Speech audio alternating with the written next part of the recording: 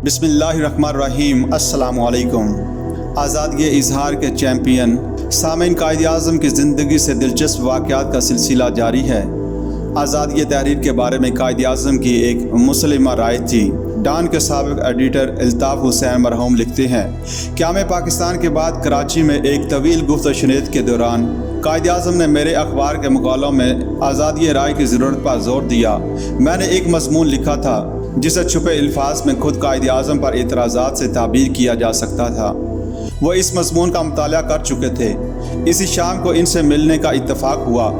उन्होंने मुझसे सिर्फ इतना कहा, मैं तुम्हारा सारा मज़मून पढ़ चुका हूँ। कुछ देर बाद उनकी ज़ुबान से वो अल्फाज निकले जिन्हें मैं तमाम अखबार नवीसों और सहाफ़ियों के लिए आज़ादी का मंशूर समझता हूँ। उन्होंने फरमाया, किसी मौजू पर गौर करो और अपने दिल में फ़ैसला करो। अगर तुम इस नतीजे पर पहुँच चुके हो कि एक ख़ास नज़रिया या एतराज़ पेश करना ज़रूरी है, तो बिल्कुल वही लिख डालो जो हकीकतन तुमने महसूस किया है। कभी बस पेश ना करो इस ख्याल से कि कोई नाराज़ हो जाएगा, यहाँ तक कि अपने कायद आज़म की नाराज़गी की भी परवाह ना करो। हमारे पेशे की कदर व मंजिलत इससे ज़्यादा क्या हो सकती है। हकीकत में एक अजीम अल मर्तबत हस्ती ही ये अल्फाज अदा कर सकती है। ये वाक़या याद करके मेरी गर्दन इज़हार तशक्कर में झुकती और एहसास फ़ख्र से बुलंद हो जाती है। मारूफ मुस्लिम लीगी नवाब यामीन खान लिखते हैं, एक मरतबा दिल्ली में ऑल इंडिया मुस्लिम लीग का जलसा हो रहा था। एक शख्स ने नारा लगाया, शहनशाह पाकिस्तान जिंदाबाद। कायद आज़म खुश होने के बजाय खफा हुए और कहने लगे, देखिए हजरात, आप लोगों को इस किस्म की बातें नहीं करनी चाहिए। पाकिस्तान में कोई बादशाह नहीं होगा, वो मुसलमानों की मुमलकत होगी जहां सब मुसलमान बराबर होंगे। जिलाना की किताब कायद आज़म के हवाले से मुस्तंद समझी जाती है।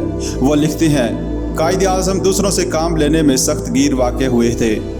इसी तरह वो अपने आप को भी इतना ही मसरूफ़ रखते थे जितना कि दूसरों को मसरूफ़ रखना चाहते थे।